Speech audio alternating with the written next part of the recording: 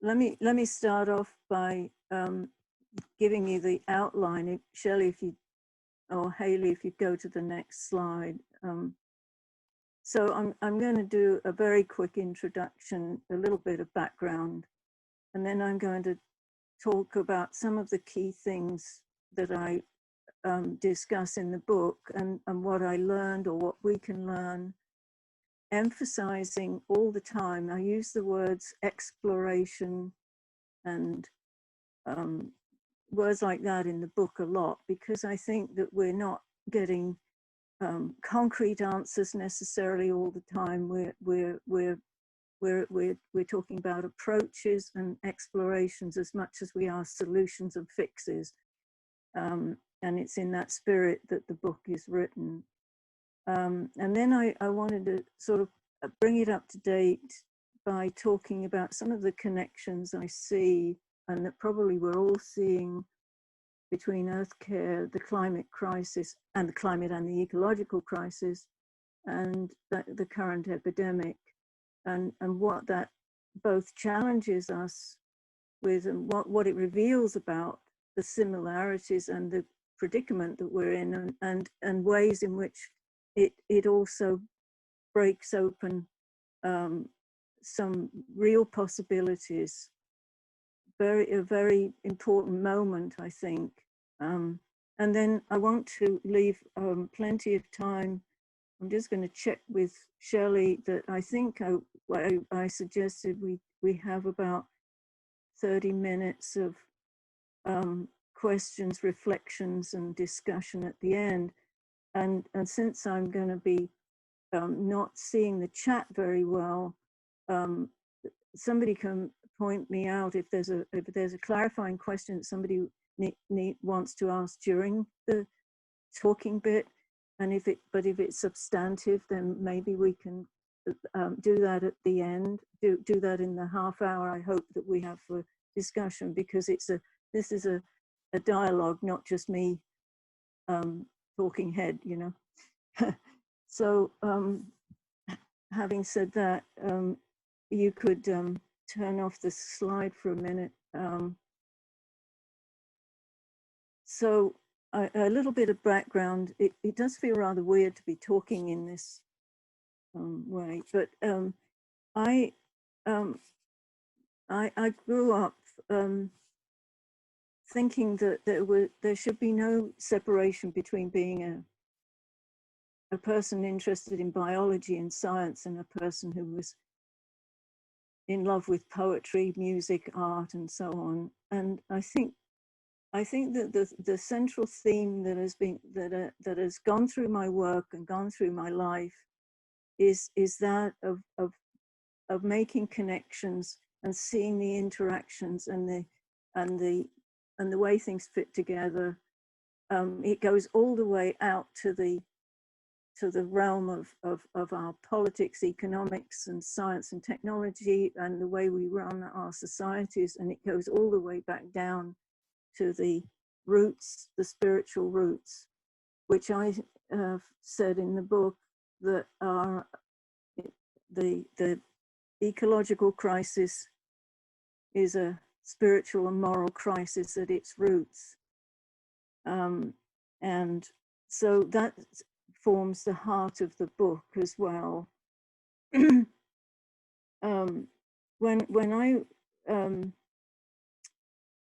left home and I went to university, having grown up in a family of people who, none of whom had ever got through about 15, you know, the age of 15 with their education, I felt as if I wanted to fully develop my desire to be contribute to public health and to human well-being and environmental well-being. The first thing I ever did when I was young was join the Conservation Society in England. And in 1972, as Mary Jo mentioned, I took part in this. I was actually the first environmental pollution course, master's course, offered in England. And I was one of the first 12 students to do that. course, and we did systems thinking. Somebody mentioned it yesterday, Carol actually, it was Carol who mentioned it in terms of the regenerative agriculture, and that was a wonderful presentation of how this can be put into practice. You think holistically, you think systemically, and those of you who are old enough to remember the limits to growth model, does anybody remember that? Can't put your hands up, but there's somebody who does. Yeah. I worked on, we actually had a primitive version of the model in our lab, and it was a very complex model that could only really be generated by a computer in order to see some of the interactions and feedbacks that are the hallmark of systems thinking and systems modeling that you can't hold in your mind, you know. And Donella Meadows was one of my heroines at the time, because somehow or other she managed to combine a kind of very heart-centered and deeply caring and wise approach to what was going on with our society and why we needed to talk about limits to growth back in the 60s and 70s. And they produced that book, which came out in 72, which I have an original copy of it still. And then they've updated it every, well, they updated it in 30 years, and then there was another one in between.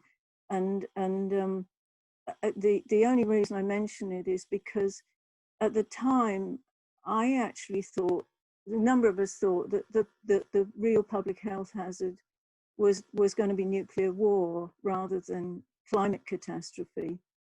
And even though I was going to work in environmental health and do research in it, the Bulletin of Atomic Scientists doomsday clock was largely being ticked forward or backwards according to nuclear war agreements between what was then the raging Cold War. And look at how it's changed in many ways. And I'm that much older and possibly, hopefully, a fraction more wise, fraction more knowledgeable than I was when I was an enthusiastic 20-year-old, when the model, the limits to growth model, went out to the year 2000. Not because they just had to frame it somehow. They kept having to explain that later. They didn't mean that 2000 was the year everything was going to crash, but they had to. The model got more and more variable as you go out in time, if you know, because it obviously depends on what you put into it. And I remember thinking when I was 23 that, well, that was so far ahead that surely we would be doing this, that, and the other to help the situation before that. So that's just a sort of background of you know, we can sort of fast forward 40 years, and we are where we are with a significant climate crisis that I would imagine all of us here are fairly conversant with how we're at a very critical point where climate breakdown and ecological biodiversity destruction, deforestation, many things are happening simultaneously. And what those sort of systems thinking models tell us is that there are many feedbacks and interactions. There are positive what we might call, they call reinforcing loops, where, say, for example, heating causes the permafrost to melt, and that darkens the landscape. The Arctic melts, that darkens the landscape, and that it means more heat absorbed on the earth, and many feedback loops, some of which can be modeled and others can't. And anyway, that sort of frames the thinking that I have, the sort of process I went through, in conjunction with many other people.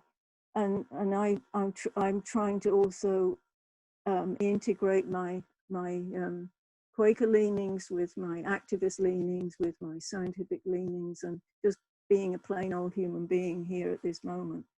If you want to take the next slide, put the next slide up.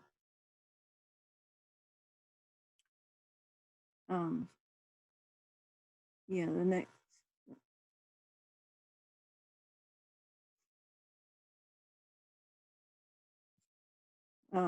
Next slide, if you have it.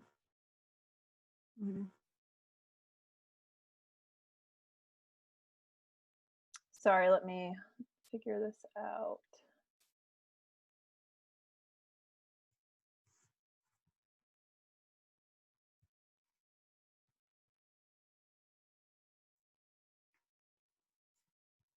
So the book that Mary Jo mentioned, I felt that I was asking a number of questions that it's hard to reduce them down to these sort of bullet points, but nevertheless, it's basically was to try to understand the nature of our predicament and how we got there, and what are the contributing causes, and what are the spiritual foundations of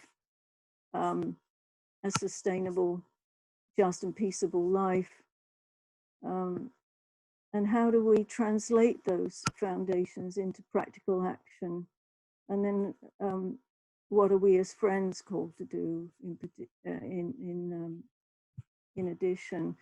I should say that the book is the book rather than the pamphlet is was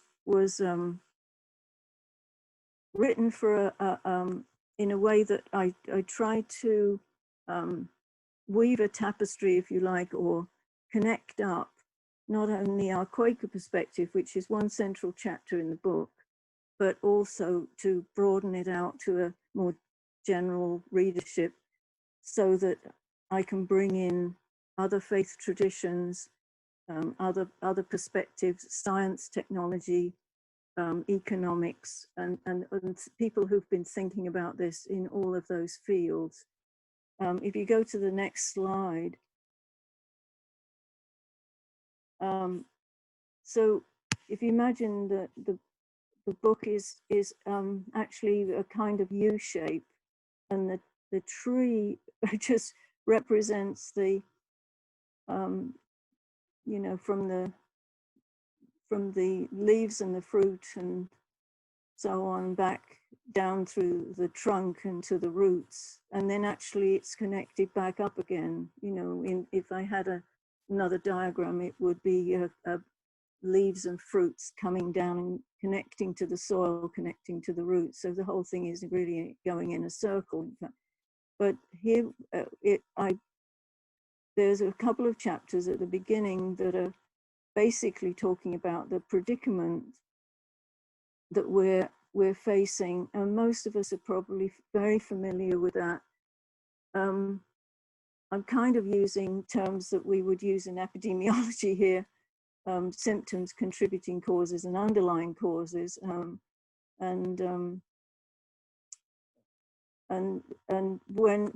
if I'm doing an epidemiology study, I'm looking to see what the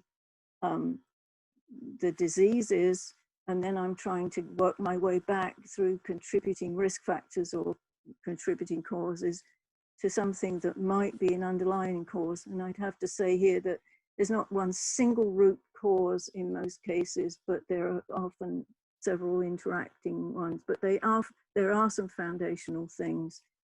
And then if you follow this round in subsequent chapters, so I talk about the spiritual, the underlying causes is really the spiritual basis of our predicament. And then I talk in the next chapter about what are the underlying spiritual foundations of a more sustainable and transformed life, and what are the principles of restoration that that come out of that. And part of that is I'm going to talk about obviously our it's highly informed by our Quaker testimonies, and I will we're all familiar with those, and I want to talk about the one that especially in the pamphlet I talk about how integrity and reciprocity are really the foundation of the rest of our testimonies, and that they're all interacting and they're all interdependent. You know, we cannot address the ecological crisis without addressing militarism, without addressing inequality, without addressing issues of justice and violence and so on. And so we can go further up, and the principles of restoration, and then to practices that are how do we translate those principles into actual real practical action and paths to restoration. So we're going from the outer to the inner, and the inner back up to the outer. And some of there are sort of, as it were, invisible connections between what I talk about in the part going down, which are the causes. I re-examine them as it were, going back up to the principles of restoration. I re-examine some of those causes in the light of a spiritual foundation, and then we get back to the practices, as it were, the outer layer or the upper layer, the layer of acting into the world, spirit in action.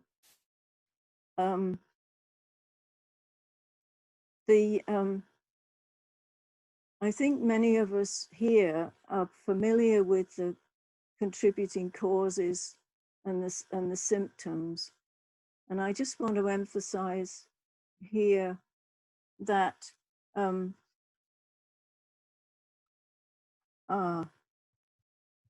what I think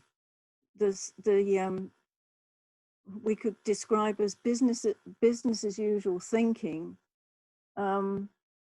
has led to certain approaches to our economic structures, to our technology, and to the way that we're thinking about how to fix this situation, even among people who are convinced that there's an environmental crisis.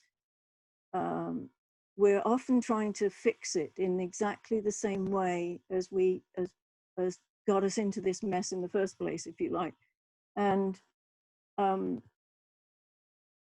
it's painfully clear from what you can, when you analyze this, it's painfully clear that we cannot solve the problem using the same thinking and the same paradigms that got us here in the first place. And that I devote a considerable amount of time to trying to expand on that. One thing that we do is we try to use what I call end of pipeline technological fixes, and I think that that's a sign that we're still thinking in terms of controlling nature, being able to mend things, finding solutions, and that technology will always save us with, and that we somehow or other we can decouple our way of life from the damage that it's doing. And similarly with our economy, we're trying to have a fix, an economic fix, like say pricing nature or taxing or whatever. And I'm not saying that those things aren't useful on one level, but when they're embedded in a paradigm that says we can still have growth, but we can somehow decouple it from from ecological destruction. Somehow we can what economists call internalize the externalities by pricing or taxing. And it's very much a kind of model that tries to say that there's nothing wrong with growth as such, but that we can somehow build in a pricing mechanism that means that we'll do it in a less damaging way. But should we be questioning some of those basic paradigms? And that's what I'm trying to discuss there. Many of you will have thought about these things already, so it's probably clear at this point that we cannot go on with economic growth the way that we have. But what does it mean to change that? And in the second half of the book, I talk about some of the thinking that's gone into steady state economics, what one author nowadays calls donut economics, where we live within this sustainable range and so on. And there are both big scale efforts to change our economic paradigms and small scale local efforts. And I'll talk a little bit more about those later. And then I go down into the deeper causes, which are some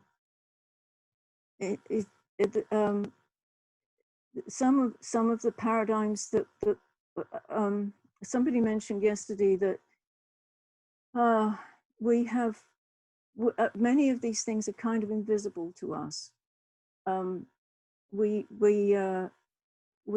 don't really understand how much we sort of swim in a world where there are certain things we've agreed on as being inevitable or being real or being the way things are.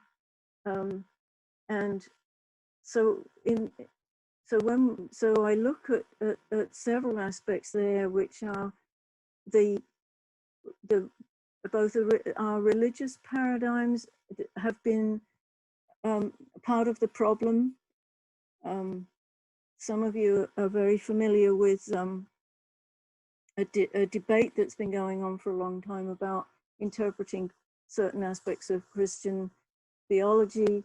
Lynn White wrote this startling essay back in 1960s and talked about how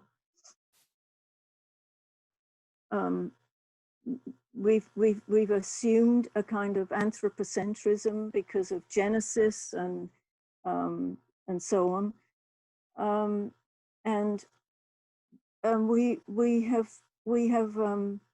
come by the way we think about ourselves in relation to the divine and in relation to each other and in relation to all other life forms on Earth through some religious lenses as well as some other lenses.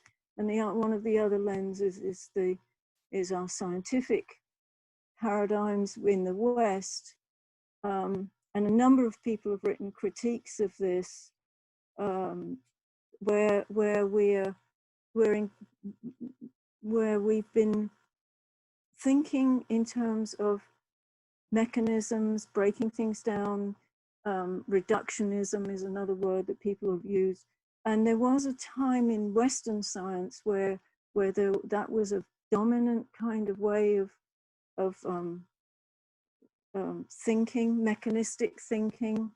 Some people have described it as God, the creator, set the clockwork of the universe going and then left, and so on. And that we have a very materialistic and mechanistic and object-oriented view of nature because of it, and one that encourages us to dominate it because it's considered to be largely insentient or unintelligent, or somehow that we seem to think that we could do that without consequence and without recognizing our total dependence on it, and so on. And by the time I get round to the principles of restoration, I talk a little bit more about how I think that paradigm has been shifting. Some people probably disagree, but there are signs that we are talking much more holistically within sciences than in the last 50 years than we've ever done previously. We also seem to have, there's also a psychological component to this, and I bring in Carl Jung and people like that. Also, there's this view that a form of social Darwinism, which is that, and it's rather a biased view of Darwin, that all he meant was that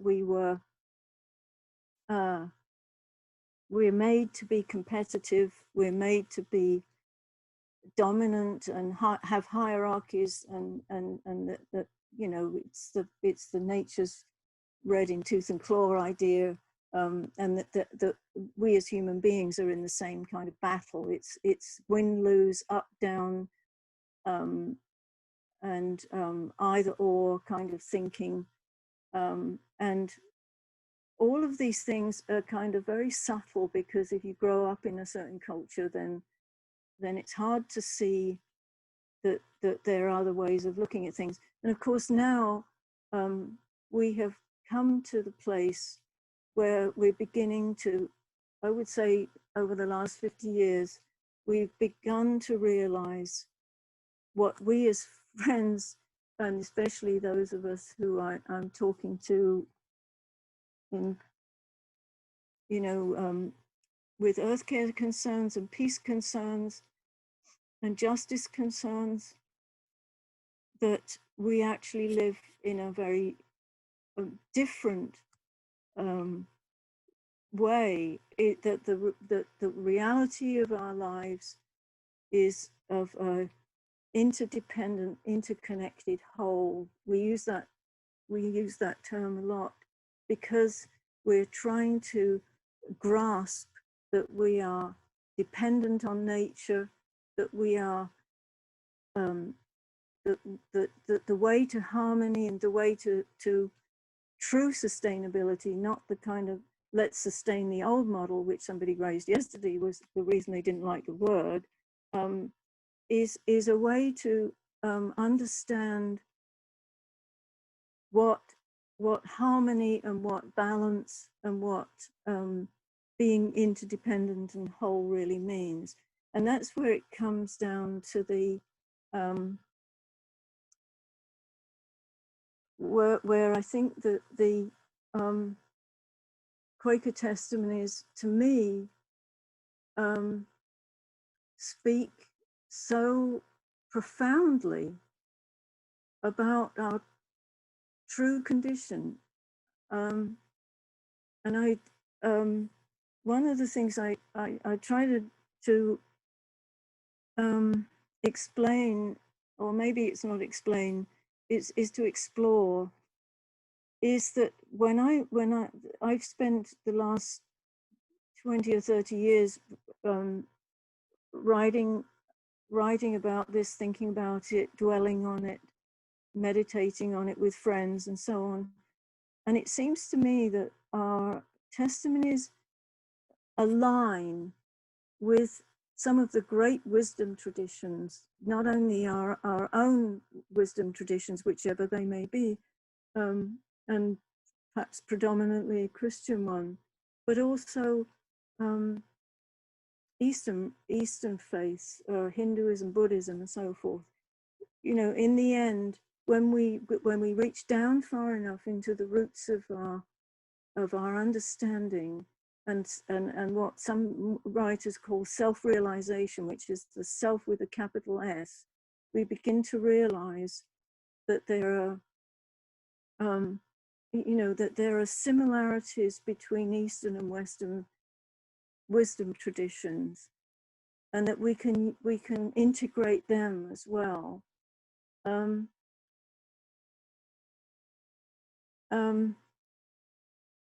And I found, I spent some time, I went to India to meet with some Gandhi and Quakers, very interesting group of Quakers and others, Gandhian ecologists and so on. And one of the things that I've been very interested in as a result was was the similarities between the way Gandhi was interpreting his Jain heritage and his Hinduism in ways that sort of, to use modern, it's one way of putting it, sort of mapped onto our fundamental testimonies.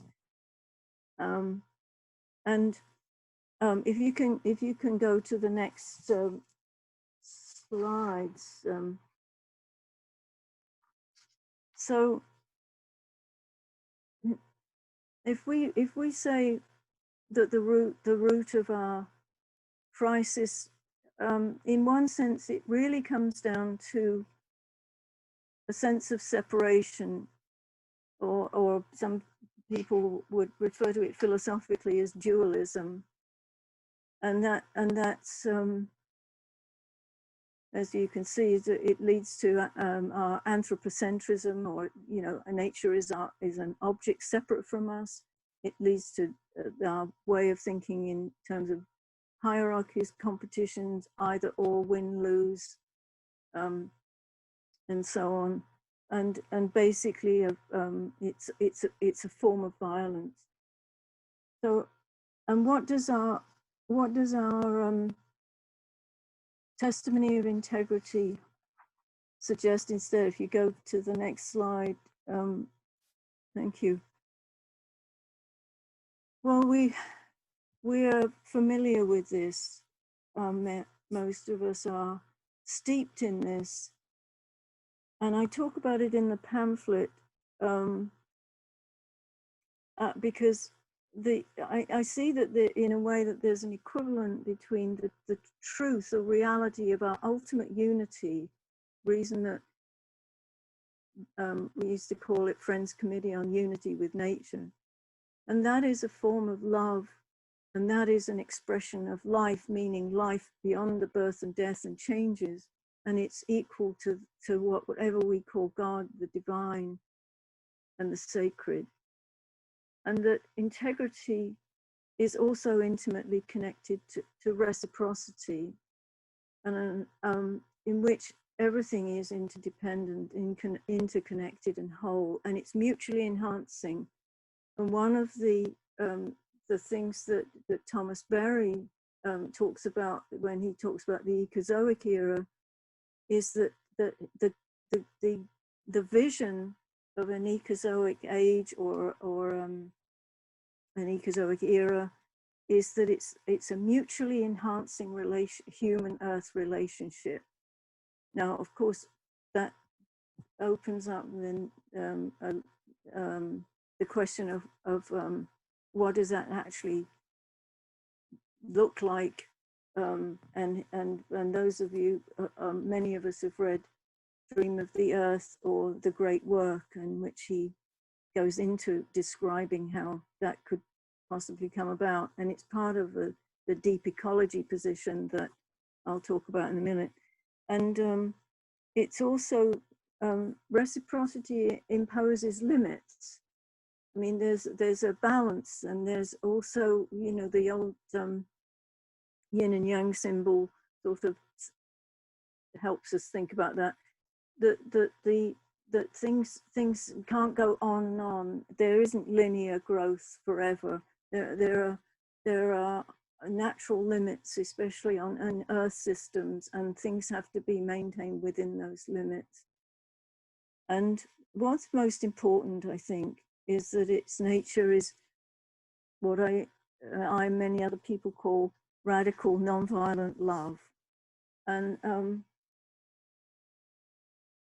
possibly, I'd like to just read, if that's okay, a little piece from the pamphlet that's speaking to me.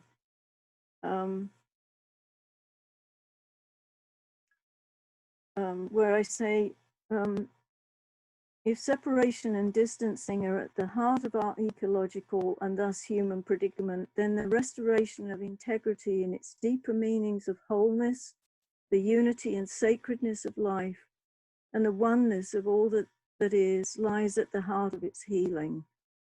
But speaking of integrity, of oneness and unities, it is easily misunderstood. It does not mean the elimination of individuality or sacrificing the infinite multiplicity of the, quote, 10,000 things in unity. It is a unity that bears within it particularity, complexity, differentiation, uniqueness. It means that everything, even the smallest organism or particle, evolves and revolves in dynamic interdependence and reciprocity, an interpenetrating play of elements in the cosmic dance. Wholes are part of larger wholes, and they're held in a bond of unity that can be called a bond of love. The work of reconciliation, integration, and hallowing, guided by the motion of love, as the Quaker John Woolman phrased it, is perhaps the surest way,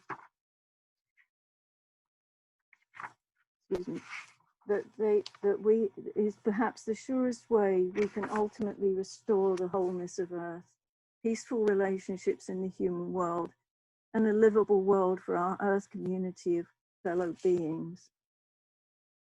And I think that it's that I have found in my own life, and it's somewhat difficult to talk about love in kind of virtual environment in a funny sort of way. But nevertheless, I also wrote that love is the force which reconciles. It includes and transforms all in ever-widening wholes. It's the great attractor. It knows that every part depends on every other part for its existence, that everything arises in mutuality, and thus that every part is radically equal. But who could say which part is less or more vital to the whole when every part depends on every other part, is created by every other part? Love is also the force of evolution, enabling every part to be included in larger wholes of evolving holarchies, not hierarchies. The power of love is not to dominate, but to move towards wholeness, and in doing so to liberate from opposition and disharmony. We could say that the very force that binds atoms and that governs the planets in their orbits are expressions of this love. As long as we don't see this and understand this wholeness, we live in a kind of half-sighted love, a love which separates. Such a partial love can say, I love this but hate that. I love you in this aspect but not that aspect. And there's a radical loss of reciprocity. And I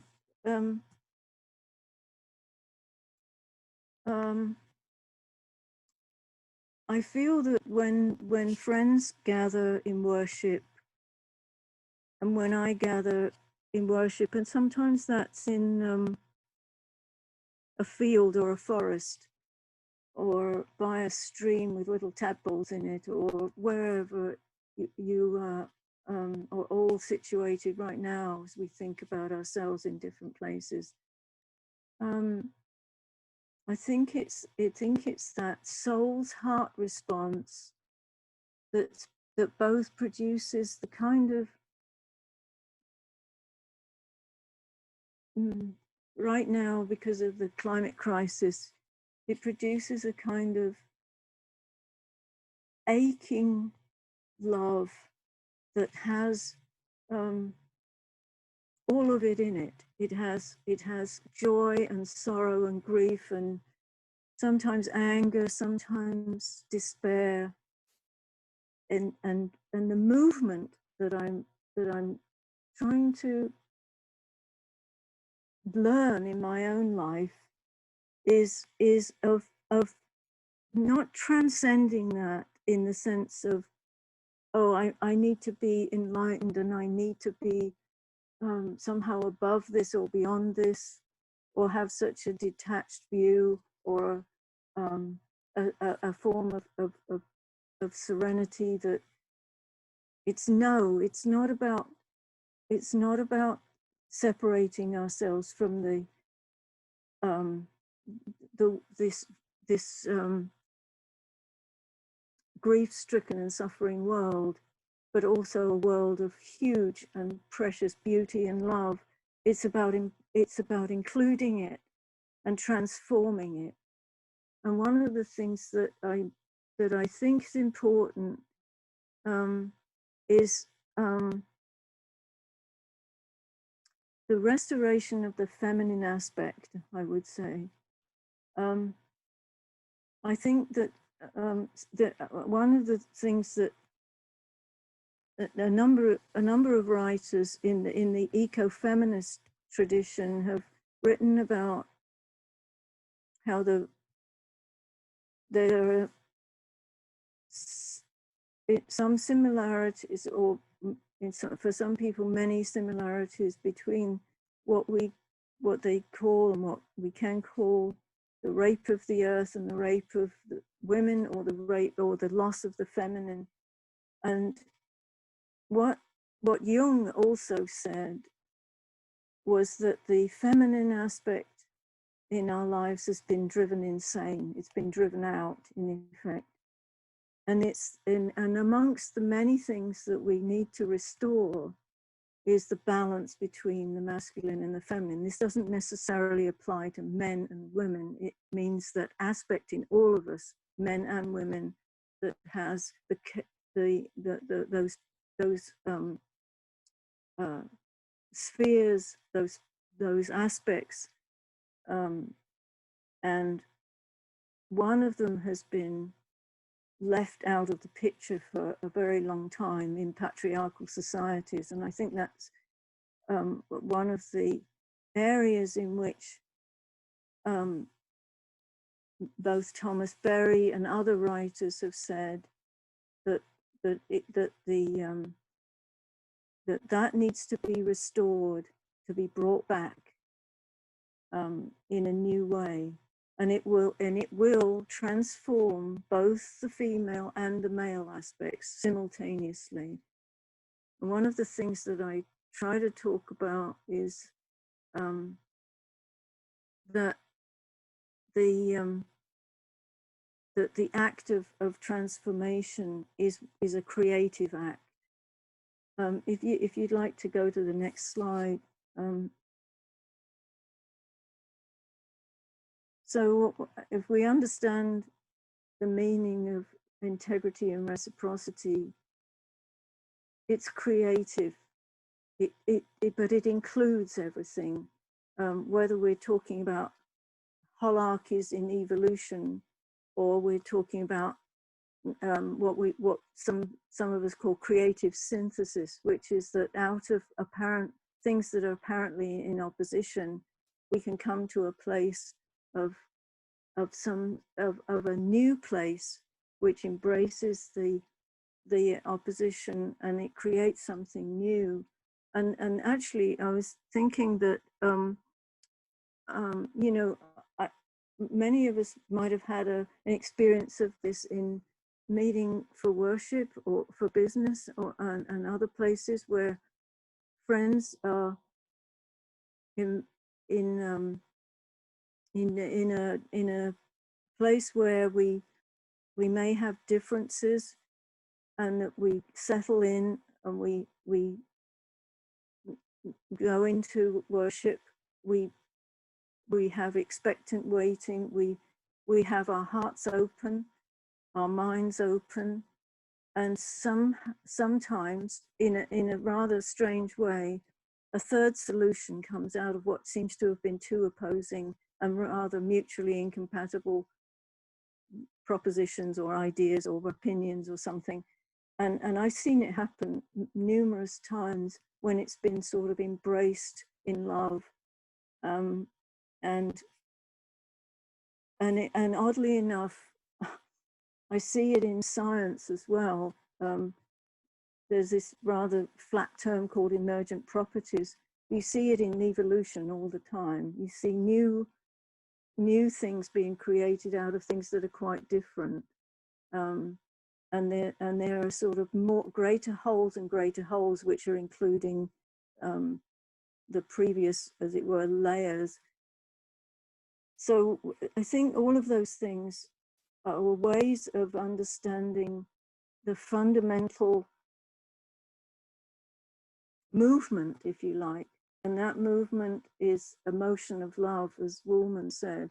And it's the movement that allows us to see ourselves as a one whole within ourselves, within our hearts and minds and bodies, you know, our rational mind and our emotional senses and our souls and hearts are connected and therefore transformed as for example, intelligence.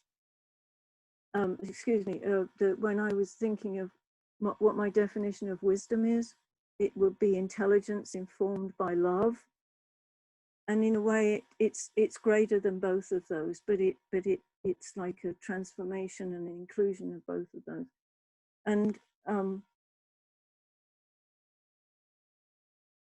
so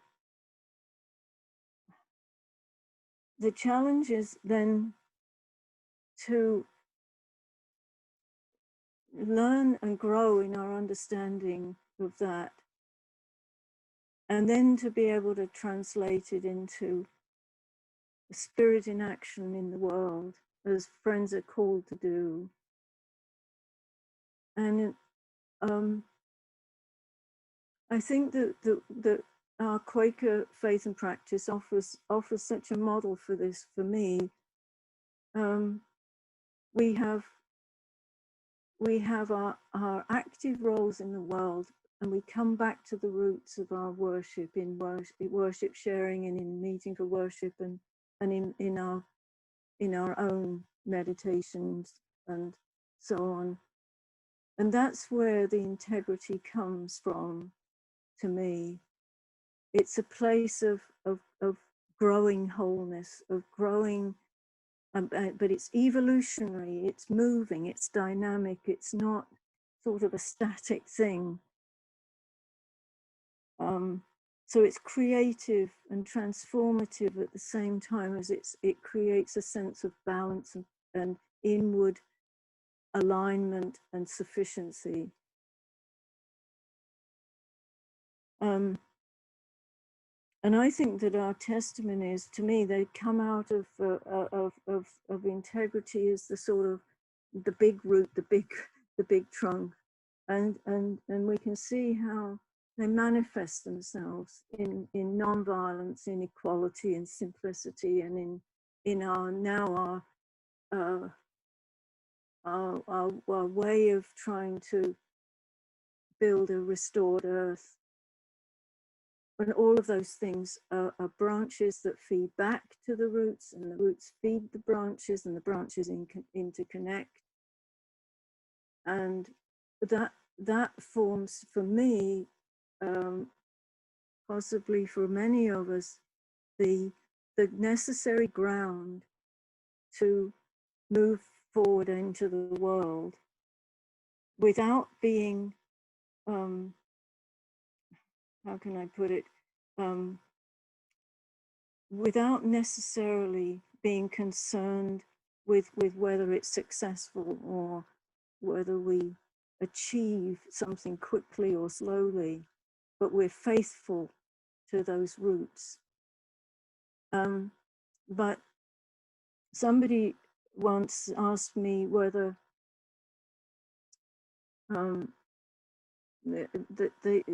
they said, well, if we wait for a spiritual transformation before we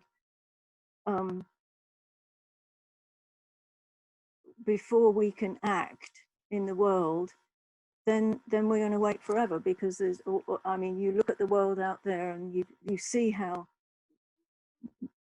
you know, this is how different it is, and how much of a struggle it is to even live this out in your own life, never mind what everybody else is moving. It's like this speeding train going towards a cliff, and we know that the climate crisis is very close, and so on. And I'm always reminded of, well, we know that that's another one of these interactive things. We as friends sometimes say, we live up to the light and the wisdom that we're given, and more is given to us. It's not something where we have to be there first and then we say, oh, I'm spiritually ready, I'm enlightened or whatever. We have to proceed. And as Bill Tabor used to say when he was alive, we have to remain teachable and humble and open, but to be loyal to the promptings of love and truth in our hearts, which I noticed was put up earlier. And that's possibly what friends can offer in a very deep way. And it's not fanciful to say that it has a deep power. It doesn't look much like the power that we see out in the world, but it has it does have transformative power. And we're really talking about the power of love throughout all of this. Let me say something about some of the other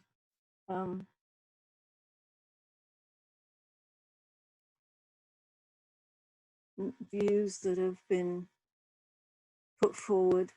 Jenny, if I could just break in a minute and let you know that if depending on how much time you want for questions, you have about 5 or 10 minutes before. Right.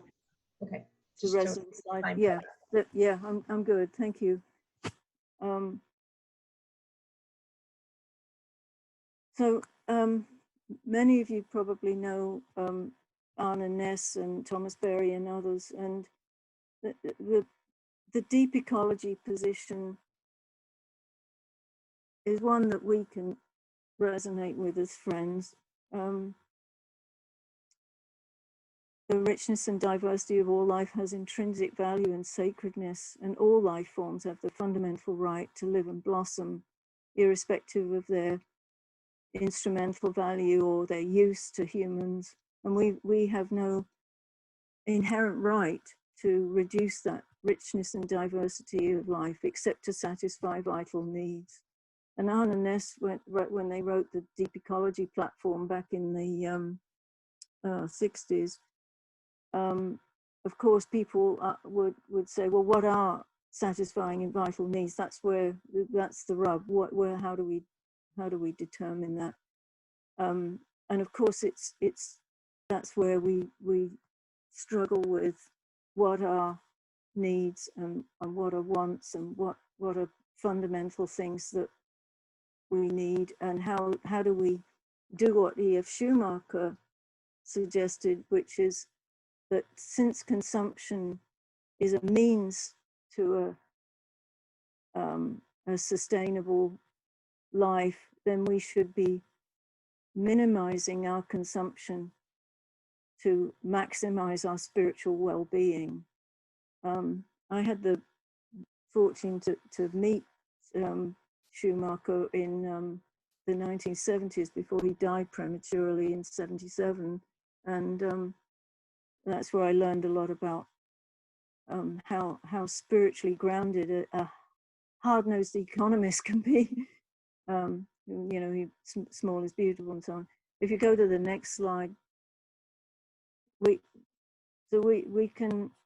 can sum it up by saying the whole Earth community has a right to survive and thrive in a reciprocal, mutually enhancing, non-violent and sustainable relationship over the long term. So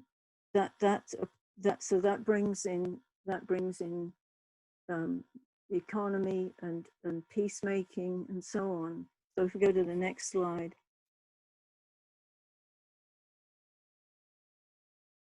So, and this is one of the things that both the Shramadana movement in Sri Lanka and Gandhian movement in the Sarvodaya movement and other movements have outlined, that we do have, these are the kinds of basic conditions of an adequate human life. And you notice that they include spiritual and cultural well-being, as well as the things that we need for our bodies and for our health and for our dignity and democracy and so on.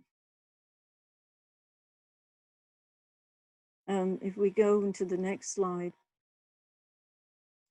Now, and these are some of the paths that we can take. And the last 3 chapters of the book are mainly examples of how we can move in that direction.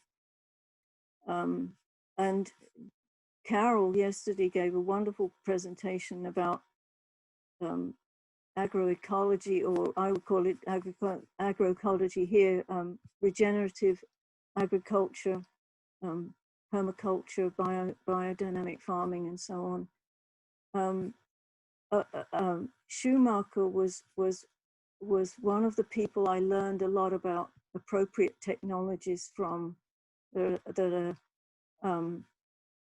are simple, affordable, sustainable, that do what that are very much geared to what local people need, and so on. And then we have what we can call local small scale steady state economies. We are all familiar with many of those, I'm sure. We have, you know, everything from CSAs to local farms and so on, and supporting our local communities. Sometimes we've had local currencies and things like that as well. Many of you have either participated in or know about the transition communities. And then there's at a larger level, there's the question of conversion.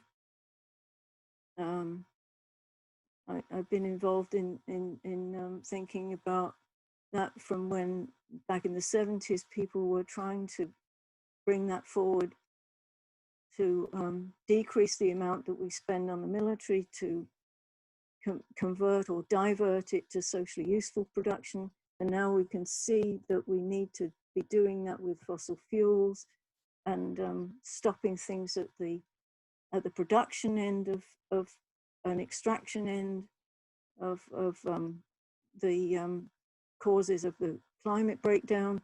And now we have a global Green New Deal, which many of us feel that does what we were talking about, which is it combines ecological justice and economic equality and so forth with an attempt to bring about a more sustainable and just society. If we go to the last slide, actually skip that one, so that's what's in the book, and I just go to the next slide. I think that we're at a tipping point, in the sense that we could be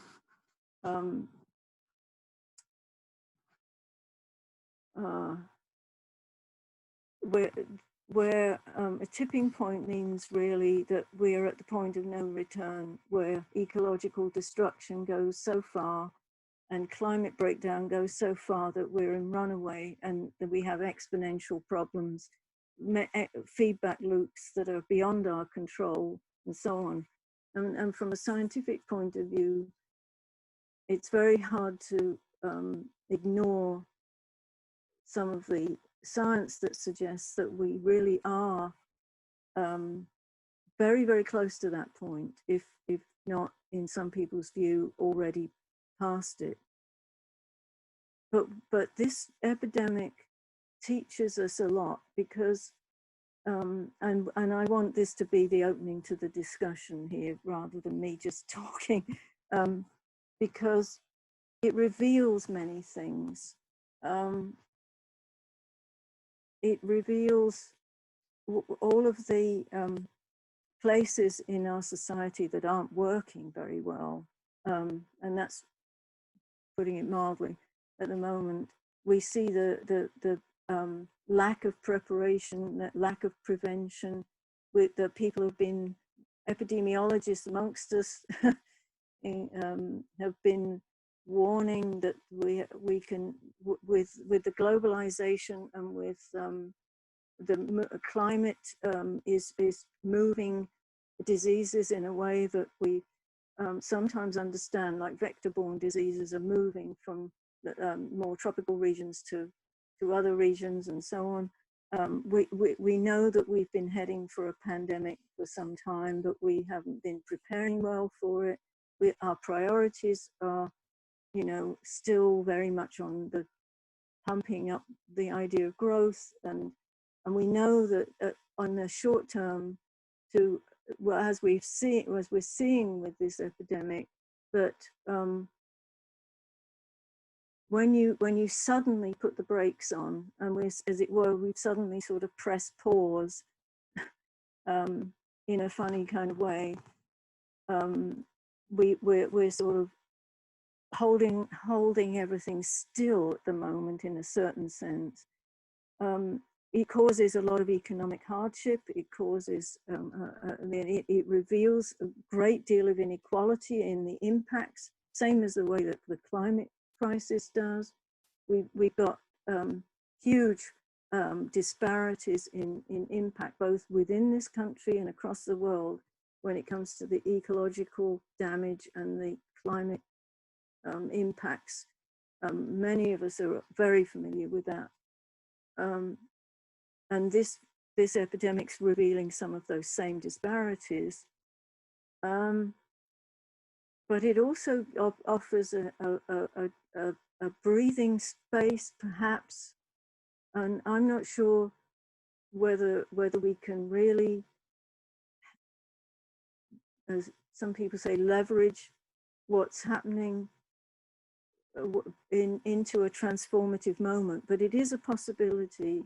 And I'd like us to think together about that if we now turn it over to a discussion. I don't want to talk more about that because I think it's something that we're in the middle of discerning, and what we are friends are called to do in this moment. It's a particular moment where the air is cleaner, wildlife is breathing a sigh of relief.